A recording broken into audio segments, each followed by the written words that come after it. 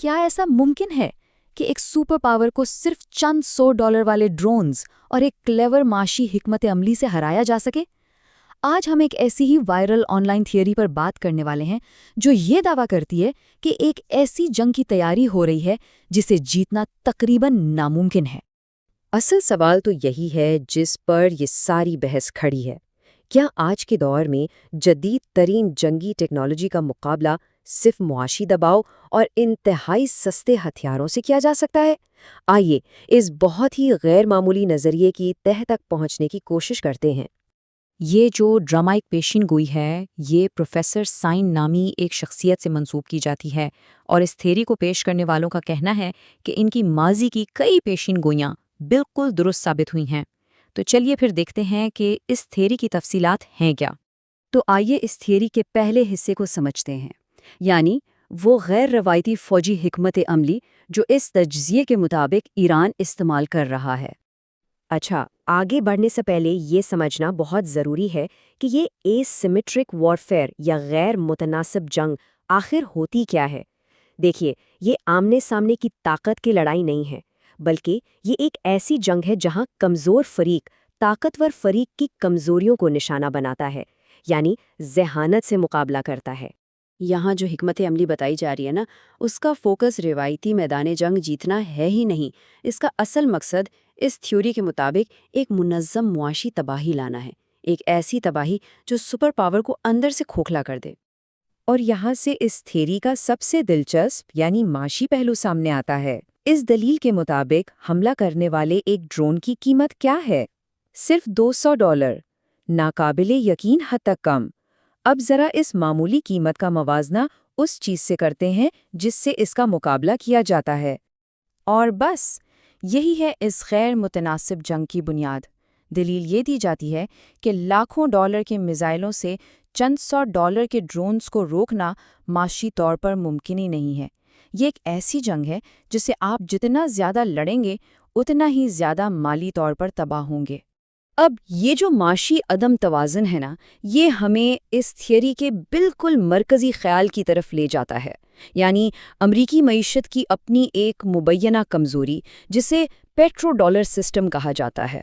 اس تجزیے میں کہا یہ جا رہا ہے کہ یہ دونوں چیزیں خطرناک حد تک غیر متوازن ہیں۔ مطلب ایک طرف تو بے پناہ فوجی طاقت ہے، لیکن دوسری طرف وہ ایک حیران کن حد تک نازک معاشی بنیاد پر کھڑی ہے۔ اچھا، اس تھیوری میں اس پورے سسٹم کو ایک فائنینشل پونزی اسکیم جیسا کہا گیا ہے، مطلب ایک ایسا نظام جسے زندہ رہنے کے لیے مسلسل باہر سے پیسہ چاہیے۔ اب تھیوری یہ کہتی ہے کہ اگر جنگ کی وجہ سے تیل ڈالرز میں بکنا بند ہو جائے تو امریکی معیشت میں باہر سے آنے والی سرمایہ کاری بھی رک جائے گی، اور نتیجہ پورا کا پورا مالیاتی ڈھانچہ گر سکتا ہے۔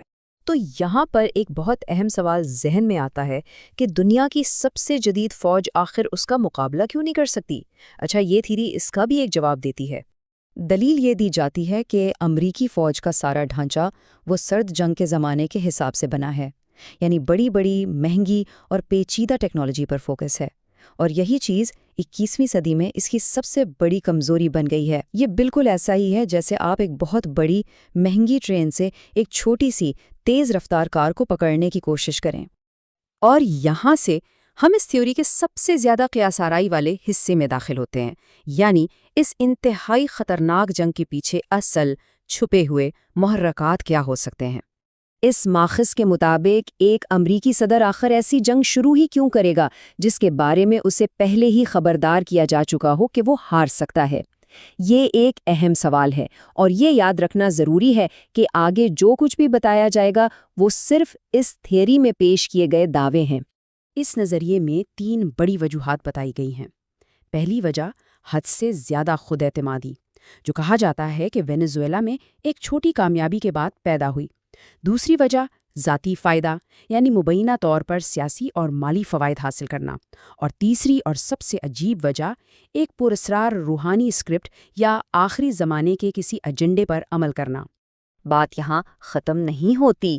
یہ تھیوری پھر ایک انتہائی متنازع دعویٰ کرتی ہے کہ اس پورے ایجنڈے کو اصل میں کون چلا رہا ہے۔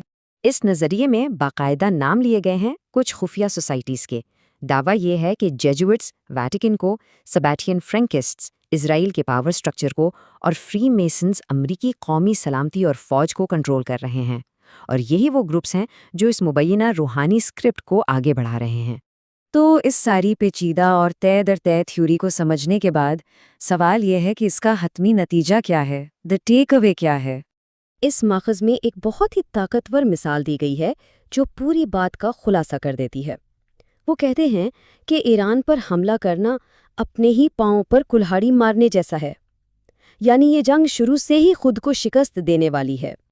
اور اس تھیوری کا آخری اور سب سے اہم نقطہ یہی ہے کہ میدان جنگ میں اگر فوجی فتح مل بھی جائے تو بھی یہ ایک تباہ کن معاشی نقصان ہوگا، کیونکہ اصل جنگ تو معاشی اور سیاسی غلبے کی ہے، اور اس تھیوری کے مطابق وہ جنگ جیتنا ناممکن ہے۔ اور آخر میں یہ تھیوری ہمیں ایک بہت بڑے سوال کے ساتھ چھوڑ جاتی ہے۔ کیا آج کے جدید دور کے تنازعات میں اصل فتح صرف اور صرف معاشی اور سیاسی بقا ہی ہے؟ کیا 21ویں صدی میں جیتنے کا مطلب واقعی بدل چکا ہے؟